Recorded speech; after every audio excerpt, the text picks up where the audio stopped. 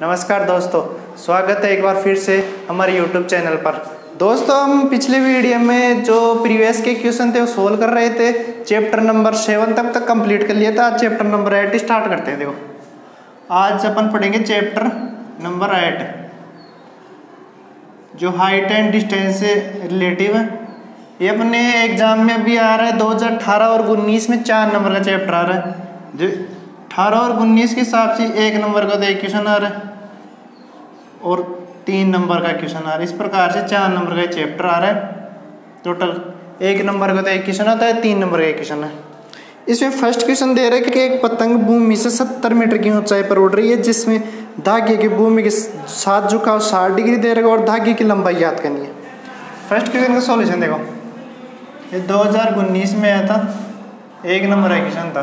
ये बोल रहा है कि एक पतंग उड़ रही है जो भूमि के साथ 75 मीटर ऊंचाई पे है, यानी ये अपना धरातल हो गया। इसकी हाइट दे रही है धरातल से 75 मीटर ऊंचाई पे एक पतंग है। यहाँ पे देखो, मान लो ये हाइट दे रही है 75 मीटर। अब देखो, यहाँ से पतंग उड़ रही है, यहाँ से कोई उड़ा रहा है, कोई लड़का उड़ा रहा है, जिससे धागे का भूमि के साथ झुकाव कोण चाहिए। ये धागा आ रहा है ना, यहाँ से यहाँ तक, ये भूमि के साथ 60 डिग्री कोण बना रहा है। तो धागे की लंबाई याद करनी है, ये वाली लंबाई याद करनी है। इसको x मान लो। अब देखो, ये धागे की लंबाई याद करनी है। ये अपना A पॉइंट हो गया, ये B पॉइंट हो गया, ये C पॉइंट हो गया, ये समकोण त्रिभुज है। अब देखो, x की वैल्यू निकालनी है, 75 मीटर दे रखी है। तो यहाँ से लंब और कर्ण, लंब और कर्ण का जो त्रिकोणमिति में अनुपात होता है वो वाला फंक्शन लगा दो। यानी त्रिभुज ABC में अपन जानते हैं sin थीटा बराबर लंब बटे कर्ण होता है। लंब तो ये हो गए और कर्ण ये हो गई, तो x की वैल्यू आ जाएगी। थीटा की वैल्यू 60 डिग्री दे रही है, तो sin 60 हो गया बराबर लंब अपने पास 75 दे रहे हैं और x की वैल्यू अपन को निकालनी। अपन जानते हैं जो sin 60 का मान होता है 1/3/2 होता है। यहाँ से 75 बटे x आ गई। x की वैल्यू अपने पास आ गई 75 × 2 बटे √3, यानी 150 बटे √3। इस √3 को हटाना चाहिए तो √3 से ऊपर नीचे इंटू कर दो, तो √3 से ऊपर नीचे ऊपर तो आ गया 150 √3 और बटे में 3। इस 3 को काटा 150 से 50 √3 मीटर, यानी x की वैल्यू अपने पास 50 √3 मीटर आ गई। यानी ये धागे की लंबाई, यानी ये जो धागे की लंबाई है ना वो 50 √3 आ गई। अगला क्वेश्चन देखो, अगला क्वेश्चन दे रखा है कि किसी अपूर्ण मीनार के आधार से 120 मीटर की दूरी पर मीनार के शिखर का उन्नयन कोण। देखो, इसका डायग्राम में आता है। यहाँ पे देखो, 2 नंबर का क्वेश्चन है, 2019 में आया था, 3 नंबर का क्वेश्चन था। देखो, एक अधूरी मीनार है, इसके आधार से 120 मीटर की दूरी पर कोई पॉइंट है। यहाँ पे पॉइंट है 120 मीटर दे रखी, यहाँ पे कोई पॉइंट है। यहाँ से जो उन्नयन कोण है, उन्नयन कोण का अर्थ है कि नीचे से ऊपर देखते हैं उन्नयन कोण होता है। ये जब नीचे से ऊपर की तरफ देखा तो ये जो कोण बना, ये दृष्टि रेखा के साथ और धरातल के साथ, ये अपन को 30 डिग्री दे रखा है, 30 डिग्री। अब आगे क्वेश्चन में क्या बोल रहा है कि ज्ञात कीजिए कि मीनार को कितना और ऊंचा बनाया जाए। यानी यहाँ पे ज्ञात करना है कि इस मीनार को कितना ऊंचा और बनाया जाए। मान लो यहाँ तक इसको बना दिया, यहाँ से यहाँ तक अपने पास h हो गई, h मान लिया। कितना ऊंचा और बनाया जाए जिससे उसी स्थान पर उसका उन्नयन कोण 60 हो जाए, यानी 30 से बढ़ के 60 हो जाए। देखो,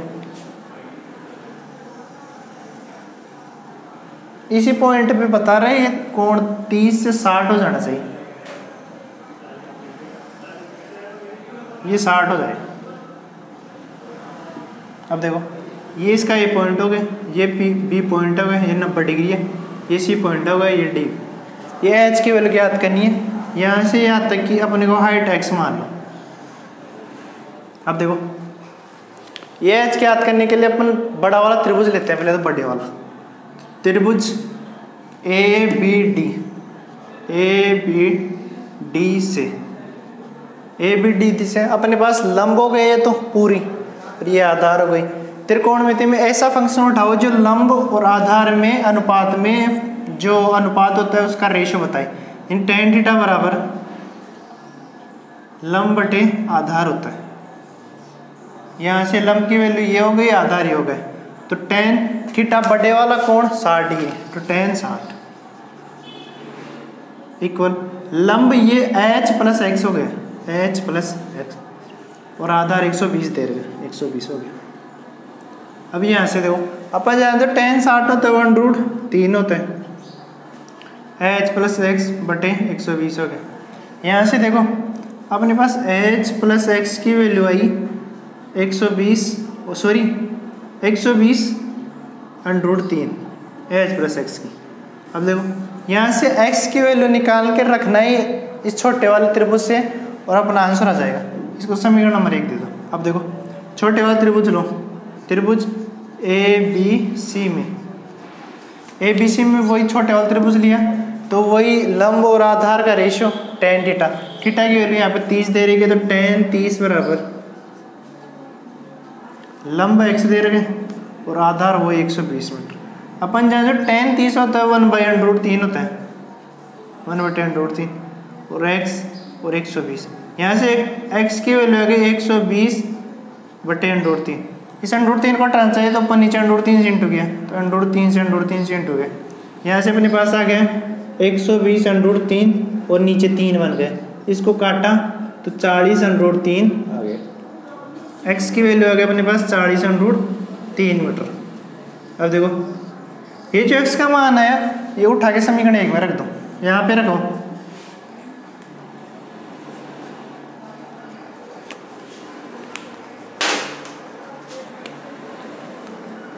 x का मान उठा के यहाँ पे रखा तो अपने पास जो आंसर आया देखो h प्लस एक्स 40/√3 बराबर 120/3। इस 40 को उधर ले जाओ तो h बराबर 120/3 माइनस 40/3।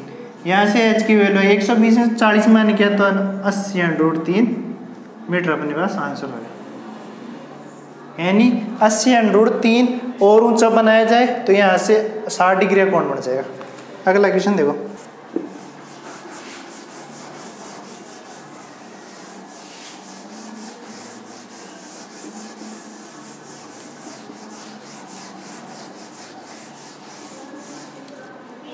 अगला क्वेश्चन 2018 में आया हुआ है कि एक ऊर्ध्वाधर छड़ की लंबाई तथा इसकी छाया की लंबाई का अनुपात 1:√3 सूर्य को उन्नयन कोण ज्ञात करना है। देखो थर्ड क्वेश्चन है 2018 में आया था, 1 नंबर का एक क्वेश्चन था। इसका डायग्राम बनाते हैं।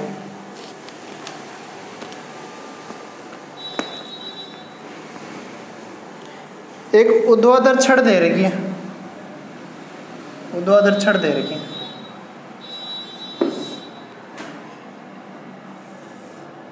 और जो इस छड़ की जो छाया आ रही है वो मानो यहाँ तक आ रही है, इसकी परछाई यहाँ तक आ रही है। इसकी छाया की लंबाई का अनुपात दे रखा है और ये इस रेखा को मिलाने पे जो छाया के साथ कोण बना रहे हैं इसको थीटा मान लो। ये ए पॉइंट हो गया, ये बी पॉइंट हो गया, ये सी हो गया, ये 90। इसको एक्स मान लो पूरे को और इसको वाई मान लो। अब देखो अपने को दे रखा है कि छड़ की ऊर्ध्वाधर की लंबाई वाई और इसकी छाया का अनुपात यानी वाई और एक्स का अनुपात दे रखा है 1:√3। तो इसमें थीटा का मान ज्ञात करना है। देखो वही लंब और आधार वाला रेशियो लेते हैं तो tan थीटा होता है, tan थीटा बराबर लंब बटे आधार, tan थीटा बराबर लंब और आधार यानी y और अपॉन x। यहाँ से tan थीटा बराबर y और x का जो अनुपात दे रहा वो 1/√3 हो गया। यानी अब देखो सारणी से किस कोण का मान जो tan थीटा का होता है 1/√3 होता है, यानी tan थीटा बराबर tan इनवर्स 1/√3। तो थीटा बराबर यहाँ से 30 डिग्री का मान होता है वो 1/√3 होता है। अगला क्वेश्चन दे रखा है कि एक मीनार के आधार से 9 मीटर तथा 25 मीटर की दूरी पर एक रेखा पर स्थित दो बिंदुओं को देखने पर मीनार के शिखर का उन्नयन कोण परस्पर पूरक है तो मीनार की ऊंचाई ज्ञात करनी है। देखो इसका डायग्राम बनाते हैं पहले तो।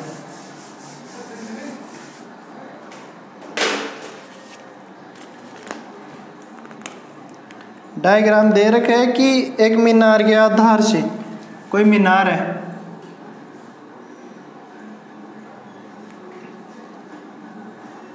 ये कोई मीनार है, इसके आधार से एक 9 मीटर पे, यानी ये तो 9 मीटर होगी, और यहीं से 25 मीटर से यहाँ से यहाँ तक कि ये पूरी दूरी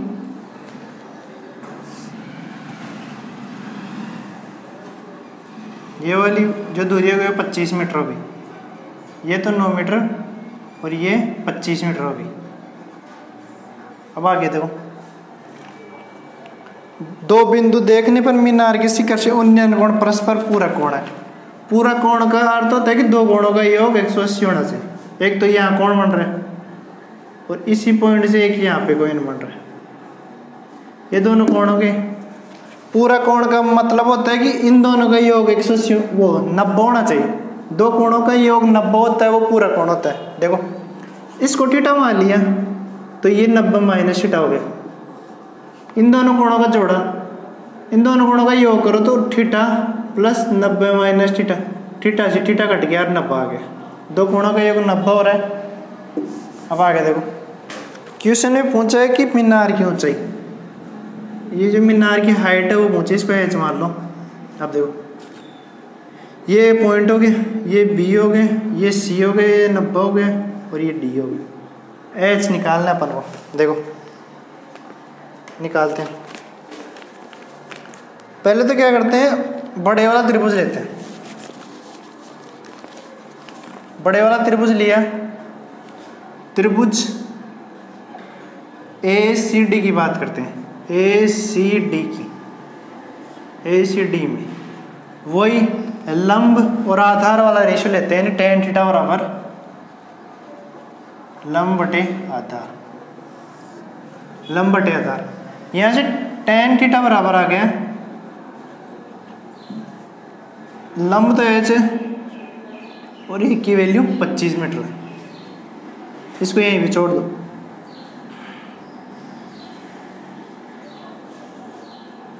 छोटे वाला त्रिभुज लो, वही tan थीटा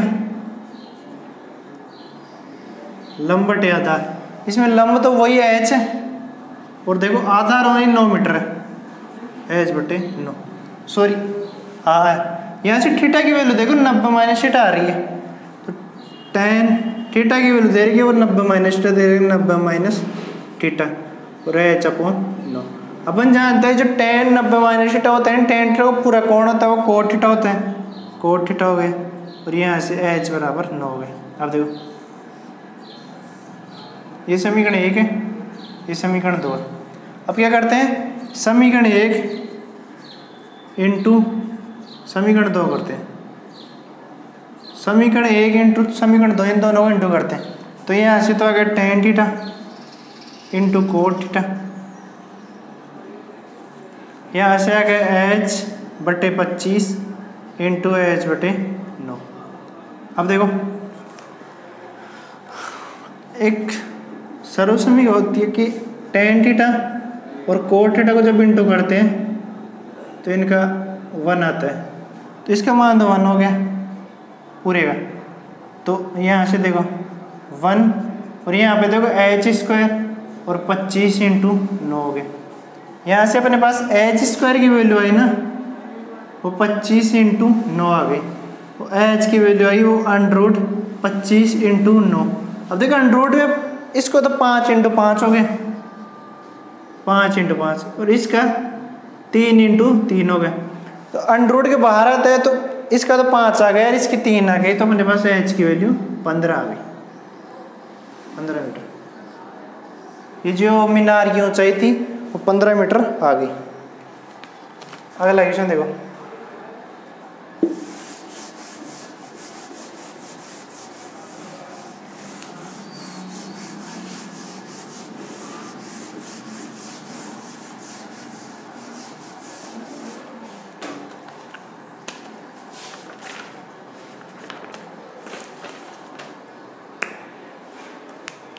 अगला क्वेश्चन दे रखा है कि आंधी आने पर एक पेड़ टूट जाता है और टूटा हुआ भाग इसी तरह मुड़ जाता है कि पेड़ के सिक्कर के जमीन को छूने लगता है। इसके साथ 60 डिग्री का कोण बनता है पेड़ के पाद बिंदु से। अब देखो इसका डायग्राम देखो, क्वेश्चन नंबर 5 हो गए। ये 2017 में आया था, 3 नंबर का क्वेश्चन था, इसमें 1 नंबर का क्वेश्चन नहीं आया था 2017 में। इसका डायग्राम देखो, कोई पेड़ था, ये पेड़ हो गए, ये धरातल के साथ ऐसे खड़ा था। यहाँ पे कोई आंधी वगैरह आई तो ये पेड़ यहाँ से टूट गए। मानो ये टूटा हुआ भाग जब टूटा तो इसका ऊपर वाला सिरा था ना यहाँ आके टच हो गया, यानी ये ऊपर वाला सिरा इस प्रकार टच हुआ तो ये यहाँ पे मिल गया, ये ऊपर वाला सिरा यहाँ आके टच हो गया। तो देखो टच होने पर ये लंबाई और ये लंबाई सेम हो गई, क्योंकि ये टूटा, जैसे टूट के जैसे नीचे आया तो इसका सिरा यहाँ मिल गया, तो ये लंबाई बराबर हो गई। अब देखो क्या बोल रहा है, सिक्कर को जमीन के छूने लगता है इसके साथ, जो ये शीर्ष है ना जैसे जमीन के साथ छूता है तो इस उन्नयन कोण दे रखा है वो 60 डिग्री दे रखा है, यानी 60 डिग्री का कोण बना रहा है। तो पेड़ के पाद की बिंदु की दूरी, जहाँ पेड़ के शिखर से जमीन, पेड़ के जो नीचे वाला आधार बिंदु है इससे इस पॉइंट को जहाँ पे छूता है वो 30 मीटर देता है, जो सॉरी 3 मीटर दे रखी है, 3 मीटर। तो अपन को ये टोटल लेंथ निकालनी है पेड़ की ऊंचाई। अब देखो यहाँ से यहाँ तक तो x मान लो और ये y मान लो, यहाँ से यहाँ तक कि y, ये x है तो ये भी x हो गई। ये पूरा टूट के नीचे आ गया तो इसका जो ऊपरी बिंदु था शीर्ष वाला वो आके जमीन के छूता है तो ये वाला सेम लेंथ है, ये x तो ये भी x हो गई। अब देखो ये 3 मीटर दे रही है, अपन को निकालना क्या है कि x प्लस h की वैल्यू निकालनी है। अपन को जो फाइंड करना है वो x प्लस h की वैल्यू, नहीं जो पूरा पेड़ है उसकी ऊंचाई याद करनी। अब देखो निकालते हैं, क्या करते हैं, छोटे वाला त्रिभुज ले लेते हैं। छोटे वाला त्रिभुज लिया तो पहले तो अपन क्या करते हैं कि ये y की वैल्यू निकालते हैं, लंब और आधार। लंब और आधार को रेशियो tan थीटा बताते हैं, तो tan थीटा बराबर लंब बटे आधार।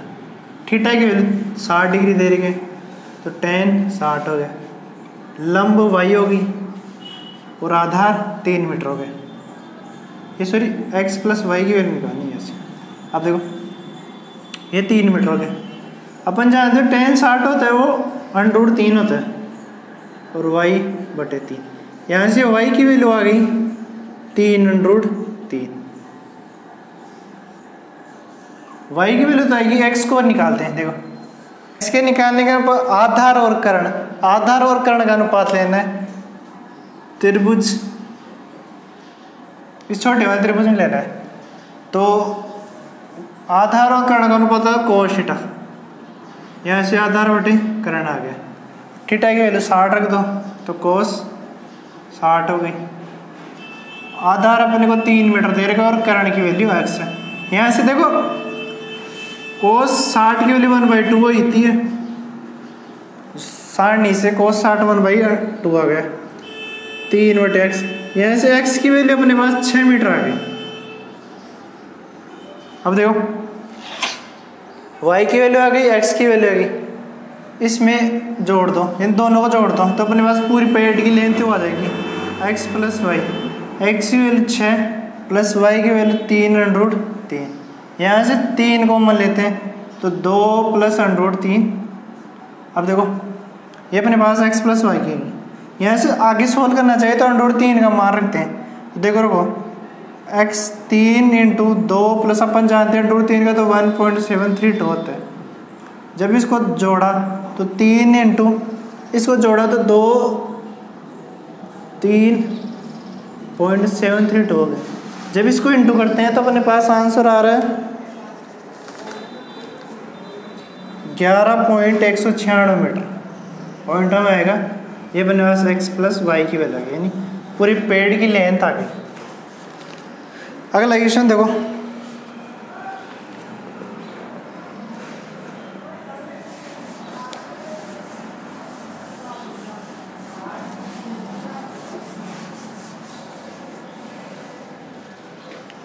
अगला क्वेश्चन दे रखा है कि एक मीनार के पाद से भवन के शिखर का उन्नयन कोण 30 डिग्री है और भवन के पाद के मीनार से शिखर का उन्नयन कोण 60 है। तो मीनार की ऊंचाई 48 मीटर हो तो भवन की ऊंचाई ज्ञात करनी है। देखो क्वेश्चन 6 देखना, ये 2016 में आया था, 3 नंबर का क्वेश्चन था। इसका डायग्राम बनाते हैं। पहले तो एक मीनार दे रखी है, ये मीनार होगी, इसके जो ये बिंदु है नीचे वाला बिंदु यानी आधार बिंदु, इससे एक भवन दे रखा है, एक भवन बनाती है, शिखर का उन्नयन कोण दे रखा है, ये भवन हो गया, ये दोनों एक समतल पर स्थित है इस प्रकार। अब क्या बोल रहा है कि इस जो भवन के आधार से शिखर का उन्नयन कोण तो 30 डिग्री है, यानी ये वाला जो कोण बन रहा है ना, ये तो 30 डिग्री दे रखा है। और जो भवन के पाद से यानी भवन के आधार से शिखर का उन्नयन कोण 60 डिग्री दे रखा है, यानी इस पॉइंट से ये वाला कोण बनाना, ये 60 डिग्री दे रखा है उन्नयन कोण। अब आगे देखो, मीनार की ऊंचाई तो 48 मीटर दे रखी है, ये 48 हो गई, 48 मीटर। और अपन को ज्ञात करना है भवन की ऊंचाई, यानी ये वाली लेंथ ज्ञात करनी, इसको एच मान लो। ये इसका ए पॉइंट हो गया, ये बी पॉइंट हो गया, ये सी पॉइंट हो गया, ये डी पॉइंट हो गया। अब देखो, जिसका आधार है उसकी लेंथ अपन को एक्स मान लो। क्वेश्चन सॉल्व करते हैं। क्वेश्चन देखो, ये एक्स हो गई। देखो पहले तो अपन एक्स की वैल्यू निकालते हैं बट इस तरह ये वाले बड़े वाले त्रिभुज से, तो त्रिभुज ए बी डी लिया, ए बी डी में वही लंब और आधार वाला रिलेशन, तो tan थीटा बराबर लंब बटे आधार, ये फॉर्मूला अप्लाई करना है। थीटा की वैल्यू यहाँ पे देखो 60 डिग्री आ रही है, इस बड़े वाला में लिया 60 डिग्री, तो tan 60 हो गई इक्वल लंब 48 मीटर दे रहे हैं और आधार x है। अपन जान जो tan 60 होता है 1/3 होता है, और यहाँ से 48x, यहाँ से x की वैल्यू आई वो आई कि 48/√3। इस √3 को हटा जाए तो ऊपर नीचे √3 से इंटू कर दो, तो यहाँ पे तो आ गया 48/√3 और नीचे 3 बन गया।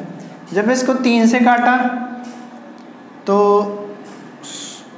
3 एकम 3 और 36 16 बार चल गया, 16/√3 आ गए मीटर आ गए। ये बने बस आधार की लेंथ आ गई। अब देखो एच क्या नहीं, ये वाला छोटे वाला त्रिभुज ले दो, त्रिभुज ए बी सी लेते हैं, वही tan थीटा वाला फॉर्मूला लगाते हैं, और थीटा 30 डिग्री, तो tan 30 डिग्री, लंब एच दे रखा है और आधार एक्स दे रखा है। अपन जाए तो tan 30 होता है 1/√3 होता है, एच की वैल्यू निकालनी है, एक्स की वैल्यू 16/√3 आ गई। यहाँ से एच की वैल्यू आई वो देखो 16/√3/√3 आ गई, √3 से √3 कट गया, एच की वैल्यू 16 मीटर। ये अपने पास भवन की ऊंचाई आ गई, यही सॉल्व करनी थी। अगला क्वेश्चन देखो,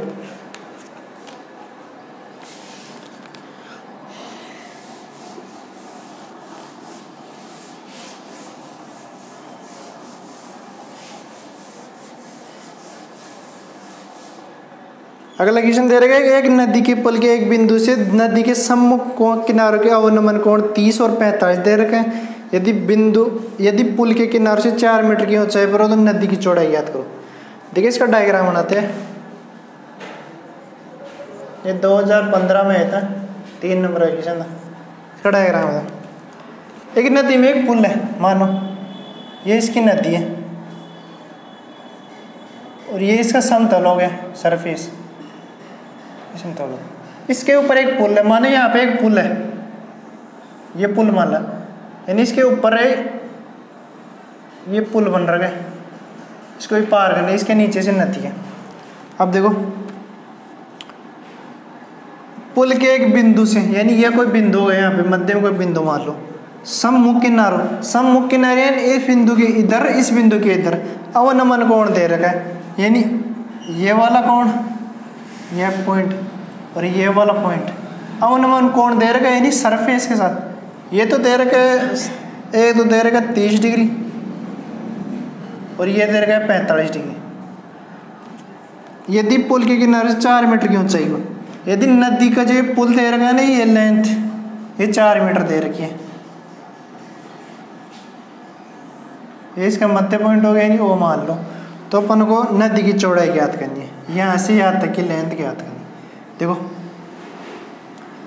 ये तो x मान लो और ये y मान लो, तो अपन को x प्लस वाई की वैल्यू ज्ञात करनी है।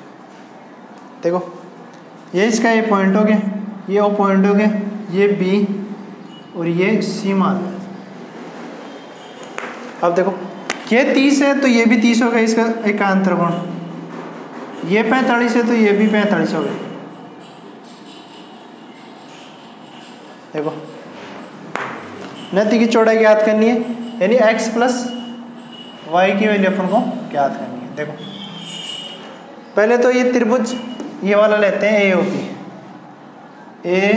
AOC में, वही लंब और आधार वाला रेशियो लगाते हैं। tan थीटा बराबर लंब बटे आधार। यहाँ से देखो थीटा की वैल्यू 30 डिग्री है तो tan 30 हो गए। लंब जो ऊंचाई दे रखी है वो 4 मीटर दे रखी है, 4 बटे आधार x है। अपन जानते हैं √30 tan 30 होता है 1 बटे √3 होता है और 4 बटे x। यहाँ पे देखो x की वैल्यू तो आ गई 4√3 मीटर, x की वैल्यू तो आ गई। y की वो निकालनी है, y के लिए ये वाला त्रिभुज लेते हैं, त्रिभुज BOC में वही tan थीटा वाला फॉर्मूला, तो tan थीटा की वैल्यू 45, ये वाला फॉर्मूला अप्लाई करते हैं और लंब वही 4 और आधार y। यहाँ से tan 45 की वैल्यू अपन जानते हैं 1 होती है और 4 बटे y। यहाँ से y की वैल्यू आई वो 4 मीटर आ गई, x की वैल्यू आ गई, y की वैल्यू इन दोनों को जोड़ दो और अपने पास नदी की चौड़ाई आ जाएगी। तो x प्लस वाई, x की वैल्यू 4√3 प्लस 4, यहाँ से 4 बाहर लिया तो √3 प्लस 1 आ गया। अब देखो ये x प्लस वाई की वैल्यू अपने पास आ गई मीटर, यानी चौड़ा की लंबाई थी। अपना चैप्टर नंबर 8 कंप्लीट हो गया। अगला चैप्टर स्टार्ट करते हैं, चैप्टर 9 स्टार्ट करते हैं।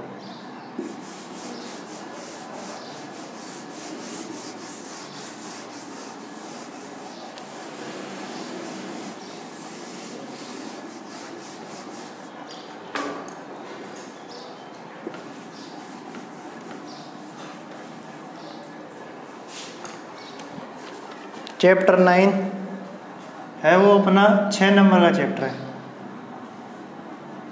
6 नंबर का चैप्टर है। इसमें एक ही क्वेश्चन आता है बड़ा वाला क्वेश्चन, वो भी 6 नंबर का क्वेश्चन आता है, बड़ा क्वेश्चन आता है।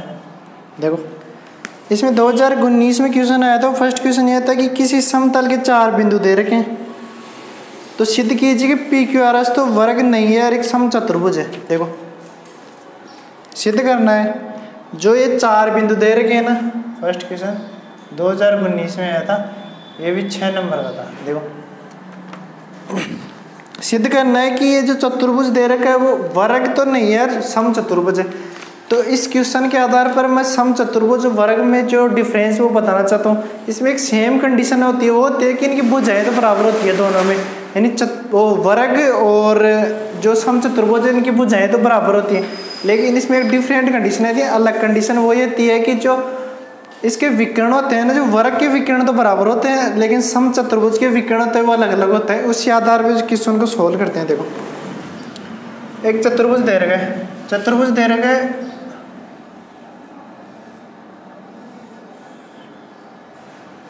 P Q R और S।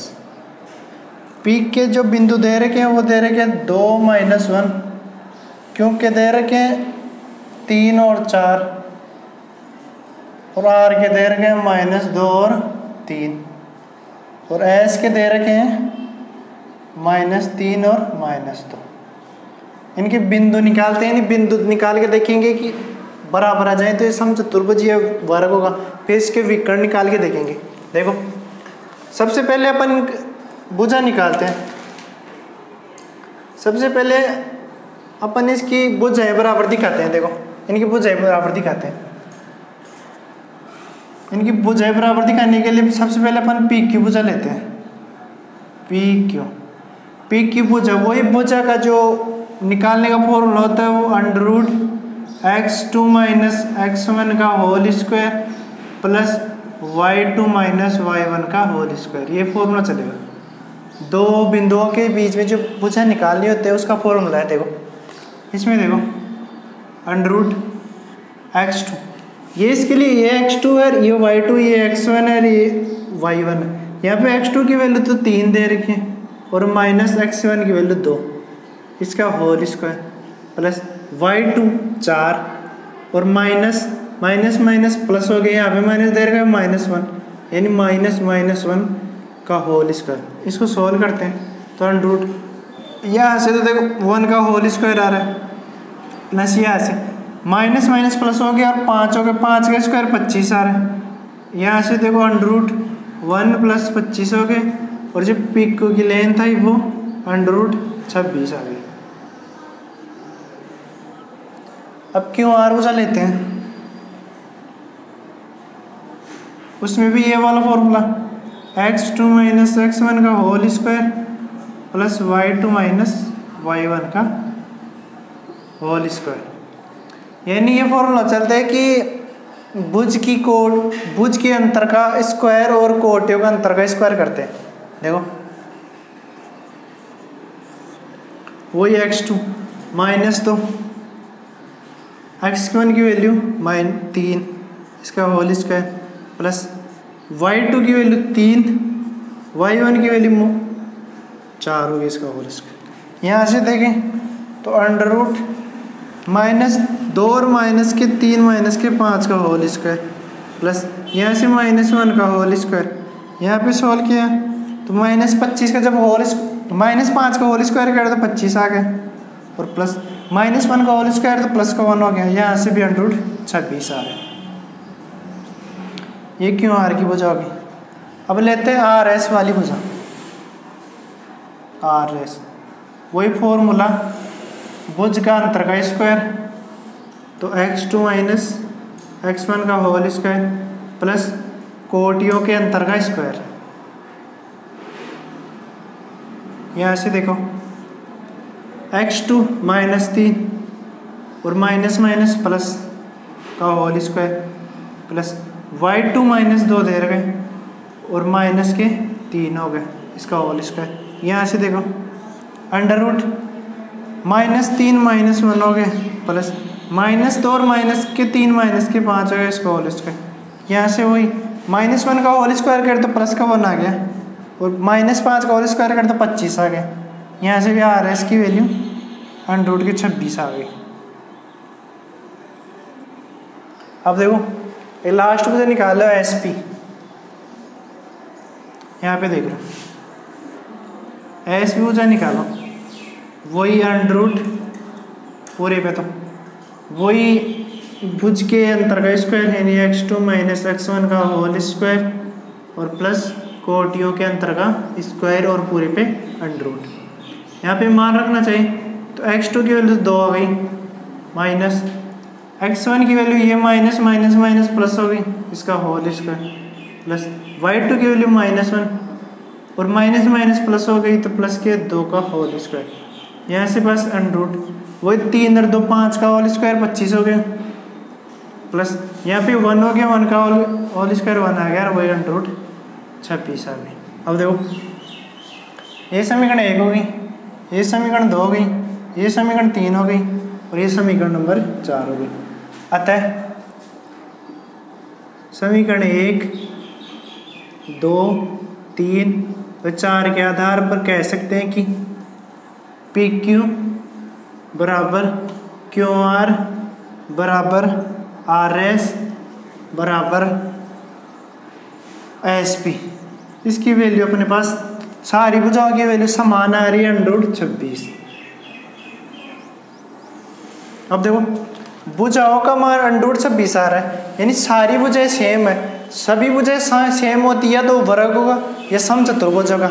अब देखो इस क्वेश्चन में कह रखा है कि ये दिखाना है कि वर्ग नहीं समचतुर्भुज है, वर्ग नहीं समचतुर्भुज है। तो इसको दिखाने के लिए इनका विकर्णों के मध्य की मुझे ज्ञात करते हैं। देखो दूरी ज्ञात करते हैं मध्य की, तो एक दो विकर्ण ये ले लेते हैं SQ, एक विकर्ण ये ले लेते हैं। यदि विकर्ण बराबर हो गए तो वर्ग हो गए, विकर्ण बराबर नहीं हुए तो ये समचतुर्भुज है। देखो यहाँ पे देख लो, पहला विकर्ण लेते हैं PQR, विकर्ण P और R विकर्ण लेते हैं, वही इस फॉर्मूला का वही फॉर्मूला इन मध्य की दूरी ज्ञात करने के वाला √x2 माइनस x1 का तो होल स्क्वायर और प्लस y2 माइनस y1 का होल स्क्वायर। अब देखो √x2 माइनस 2 x1 माइनस के 2 इसका होल स्क्वायर प्लस y2 3 और ये माइनस माइनस प्लस हो गया, यानी माइनस का पहले से माइनस यहाँ पे तो +1 का होल स्क्वायर। यहाँ से देखो ये तो आ रहा है -4 का होल स्क्वायर प्लस यहाँ से आ रहा है 4 का होल स्क्वायर। अब देखो यहाँ से -4 किया तो 16 और इसका होल स्क्वायर 16, यानी √32 आ गया, यानी अपने पास 4√2 आ गए। जो विकर्ण PR था वो 4√2 आ गए। अब देखो एक विकर्ण और निकालना है SQ,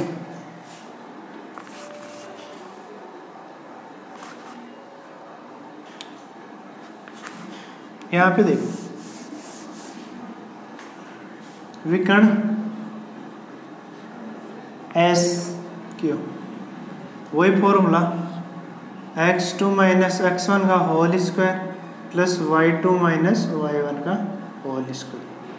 इसमें मान रखो √x2 तो अपने पास SQ निकाला तो x2 तो 3 हो गया, माइनस x1 माइनस दे रखा माइनस यहाँ पे प्लस 3 हो गया इसका होल स्क्वायर प्लस y2 4 और ये माइनस के प्लस हो गया, यानी 2 का होल स्क्वायर।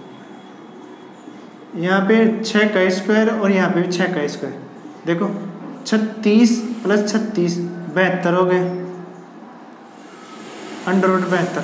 यहाँ से इसकी वैल्यू आपकी अपने पास 6√2, ये विकर्ण SQ की वैल्यू और ये विकर्ण PR की वैल्यू। ये समीकरण 4 हो गया और सॉरी 5 हो गया और समीकरण 6।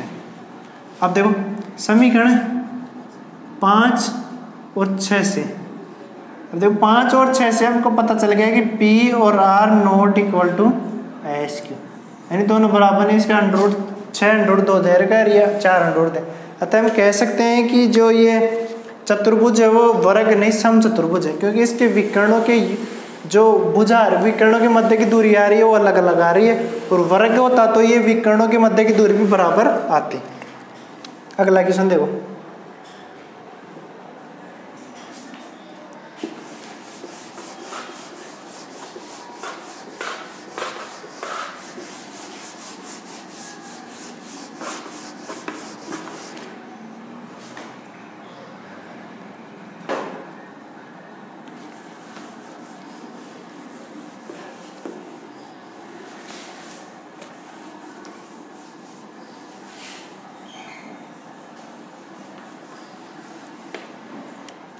Question number 2। इसमें 2 पार्ट दे रखे। फर्स्ट पार्ट दे रखे 2018 में आया था, 6 नंबर का क्वेश्चन था। फर्स्ट पार्ट में यदि बिंदु x और 3 और y 2 बिंदु दे रखे हैं, पहला बिंदु x 3 और दूसरा 5 7 है, के बीच की दूरी 5 दे रखी है और x का मान याद करना है। 2 पॉइंट है, इसकी वैल्यू तो अपन को दे रखी है x और 3 ये हो गए, ये B पॉइंट हो गए। इसकी दे रखी है अपन को 5 और 7, और जो बीच की दूरी है वो D की वैल्यू अपन को 5 दे रखी है 5। तो यहाँ से x की वैल्यू अपन को निकालनी है। देखो वो इनके बीच की दूरी का फॉर्मूला है, नहीं AB के बीच की दूरी का फॉर्मूला होता है under root x2 minus x1 का whole square plus y2 minus y1 का होल स्क्वायर, इस प्रकार बोल सकते हैं। ये इसको बोल सकते हैं भुज के अंतर का स्क्वायर प्लस कोट अंतर स्क्वायर और पूरे पे अंडर रूट।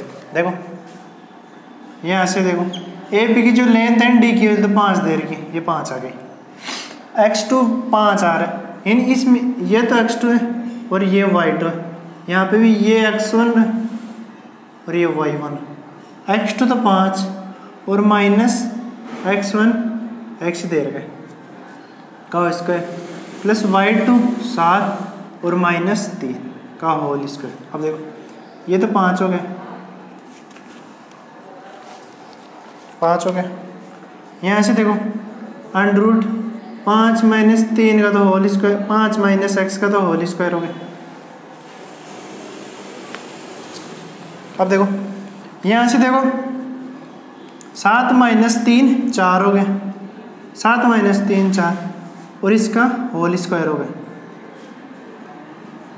अब देखो जैसे यहाँ से अंडर रूट आते हैं तो यहाँ पे स्क्वायर लग जाएगा, यहाँ से अंडर रूट आने पर यहाँ पे स्क्वायर, तो 5 का स्क्वायर तो 25 हो गए और यहाँ से अपने पास 5 माइनस x का तो होल स्क्वायर और 4 का होल स्क्वायर करते हैं तो 16 गए, इस 16 को इधर ले गए तो 25 माइनस 16 हो गई और 5 माइनस x का होल स्क्वायर। तो यहाँ से देखो यहाँ से अपने पास x माइनस 5 होल स्क्वायर की जो वैल्यू आई वो 9 आई। ये देखो अब आगे देखो अपने पास 5 माइनस 5 माइनस x है, 5 माइनस x, 5 माइनस x, यहाँ से 5 माइनस x की वैल्यू होल स्क्वायर की वैल्यू आई 9। अब देखो यहाँ से स्क्वायर रूट आते हैं तो यहाँ पे अंडर रूट आता है, तो 5 माइनस x यहाँ से स्क्वायर रूट आया तो इस पर अंडर रूट आ गया और 5 माइनस x की वैल्यू आई प्लस माइनस 3, ये दो वैल्यू आती हैं प्लस माइनस 3, एक बार प्लस ले लो एक बार माइनस ले लो, तो एक बार प्लस लिया तो 5 माइनस x प्लस 3, एक बार माइनस लिया 5 माइनस x और माइनस के 3। यहाँ से देखो ये x उधर चल गया माइनस 3 इधर आ गया, तो 5 माइनस 3 बराबर x, यहाँ तो x की वैल्यू 2 आ गई। इसमें देखो ये माइनस के उधर चल गया और प्लस की तरह ये माइनस की तरह आ गया, तो 5 प्लस 3 हो गया और x, यहाँ से x की वैल्यू 8 आ गई, तो x की वैल्यू 2, x के 2 मान आ गए 3 2 और 8। अगला क्वेश्चन देखो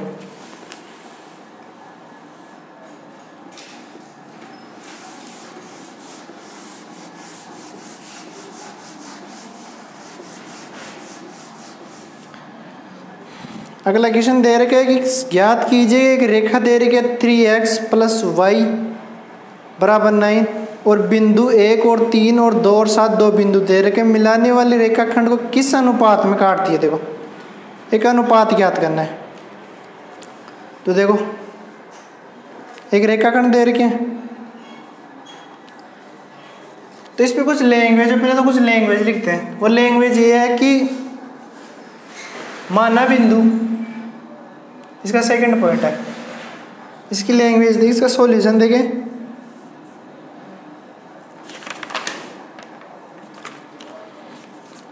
माना बिंदु, ये दो बिंदु दे रखे हैं, वो पहला बिंदु तो है 1 और 3, वह दूसरा बिंदु दे रखा है वो 2 और 7, यानी ये बिंदु क्वेश्चन में दे रखे हैं को मिलाने वाले रेखाखंड, मिलाने वाले रेखाखंड, रेखाखंड क्या दे रखा है, एक रेखाखंड दे रखा है, मिलाने वाले रेखाखंड 3x प्लस वाई इक्वल 9 को लैम्बडा अनुपात 1 में विभाजित करता है, यानी लैम्बडा अनुपात 1 में विभाजित करता है।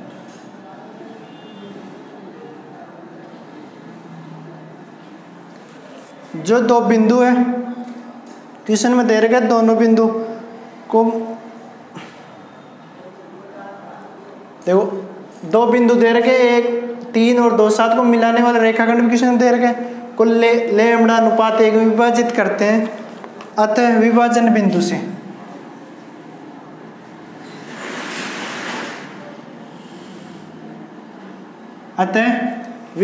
बिंदु से जो निर्देशांक होंगे ना, से निर्देशांक, देखो निर्देशांक याद करने पहले तो ये एक रेखा है, इसके ए पॉइंट, इसके निर्देशांक तो 1 और 3 है, और ये 2 और 7 इसके बी पॉइंट है। कोई रेखाखंड है, ये वाला रेखाखंड, इसको लेमड़ा अनुपात 1 विभाजित कर रहा है, और जो ये रेखाखंड है उसका समीकरण, जो यहाँ पे पॉइंट है वो पी, जो निर्देशांक है वो x और y मान ली। ये रेखाखंड है वो 3x + y = 9 दे रहा है। अब देखो इस पी के निर्देशांक याद करने अपन को, निर्देशांक याद करने के लिए जो फॉर्मूला चलता है वो x और y का। तो यहाँ से देखो x और y, यहाँ से x की तो फॉर्मूला चलता है, देखो m1 x2 + m2 x1 बटे m1 + m2 यहाँ पर, और जो y का फॉर्मूला होगा वो होगा m1 y2 m2 y1 और m1 + m2। जो अंत विभाजित करने के निर्देशांक के फॉर्मूला तो वो x का तो m1 x2 + m2 x1 बटे m1, इसी प्रकार y का फॉर्मूला। अब देखो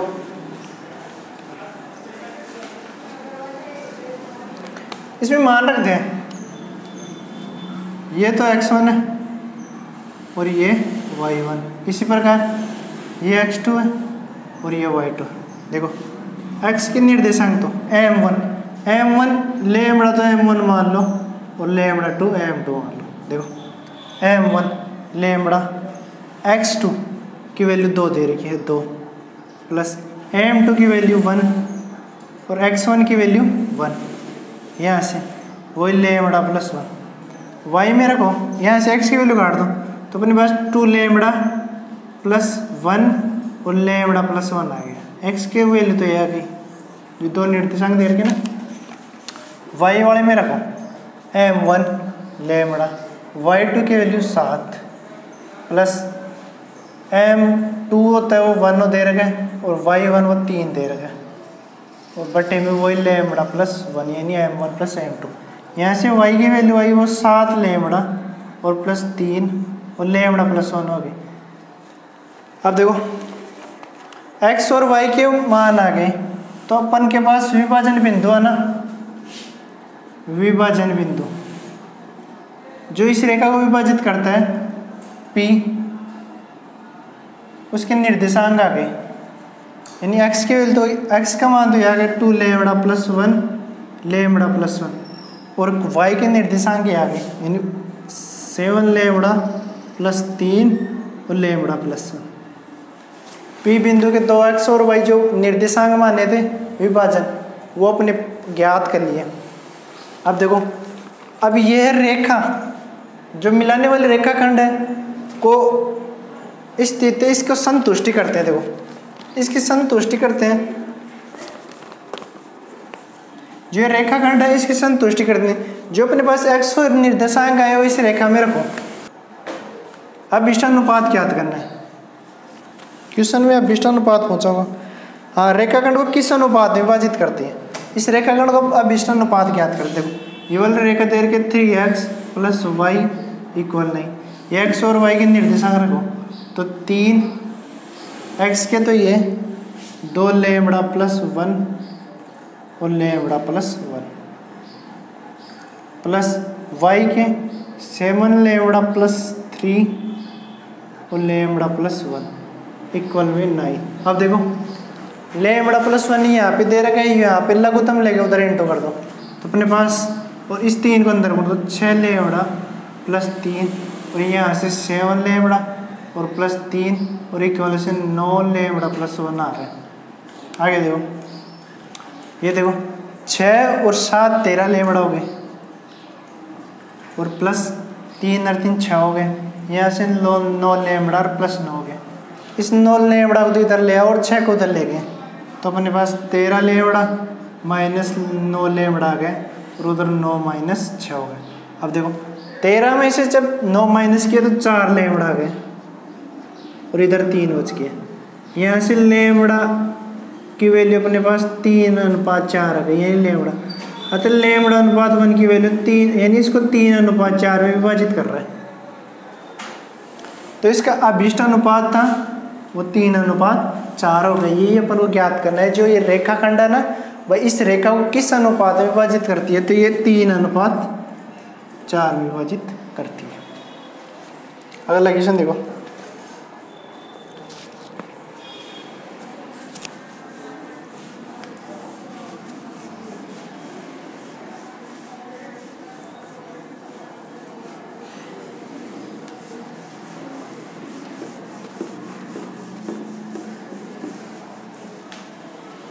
ये 2018 के तो दोनों पार्ट सोल्व कर लिए।